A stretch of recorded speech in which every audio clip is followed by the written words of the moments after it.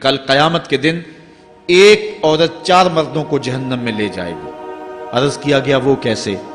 فرمایا ایک عورت کو حکم ہوگا جہنم کا تو وہ عرض کرے گی مالک میرے باپ کو بلایا جائے۔ باپ کو بلایا جائے گا، یا اللہ یہ میرا باپ ہے، میں اس کی بیٹی، میری تربیت کا جوہر اس کے ہاتھ میں تھا، آج جن بدکاریوں اور گناہوں کے سبب جہنم میں جا رہی ہوں اس کا ذمہ دار یہ ہے۔ وہ باپ جس نے اپنے بیٹی کو سب کچھ دیا، اپنی اولاد کی تعلیم کے لیے اپنے پلاٹ بیچ دیے، جائیدادیں فروخت کر دی، نہیں دیا تو دین نہیں دیا، کل قیامت کے دن وہ اللہ کے حضور کیا جواب دے گا؟ ارشاد ہوگا اسے بھی پکڑو، اس کے باپ کو بھی پکڑو اور جہنم میں لے جاؤ۔ عرض کرے گی نہیں مالک میرے بھائی کو بلایا جائے۔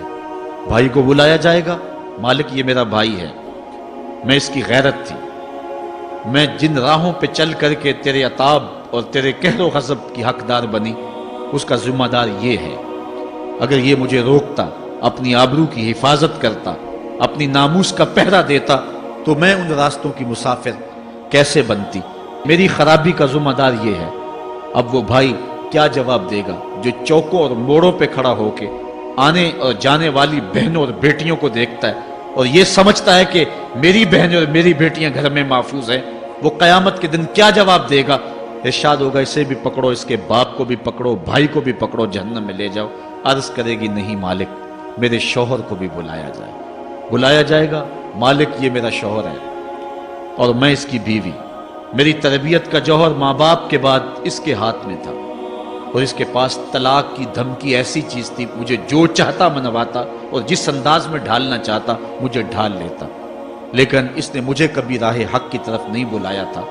وہ شوہر کیا جواب دے گا جو خود اپنے دوستوں کو چائے پہ بلا کے اور اپنی بیوی کو سامنے برہنہ منہ بٹھا کے بعد میں اس کے حسن کی داد مانگتا ہو، بتاؤ بھابی کیسی ہے؟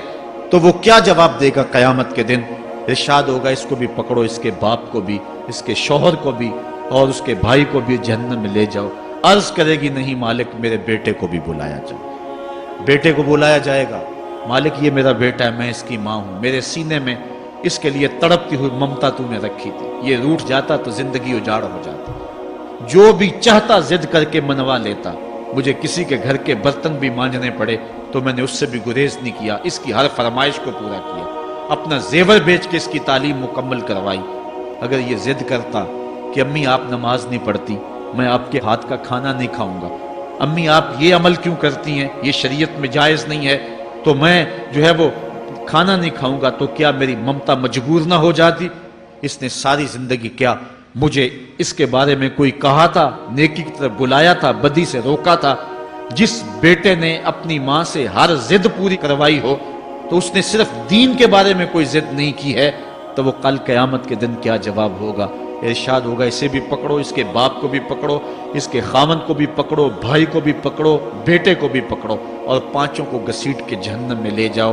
فرمایا ایک عورت 4 مردوں کو قیامت کے دن جہنم میں لے جائے گی۔ اس لیے میں اور آپ آج دیکھ لیں کہ ہمارا آخرت کا معاملہ کیا ہونے والا ہے اور ہم نے اس دنیا کے اندر کس طرح اپنی حفاظت کرنی ہے۔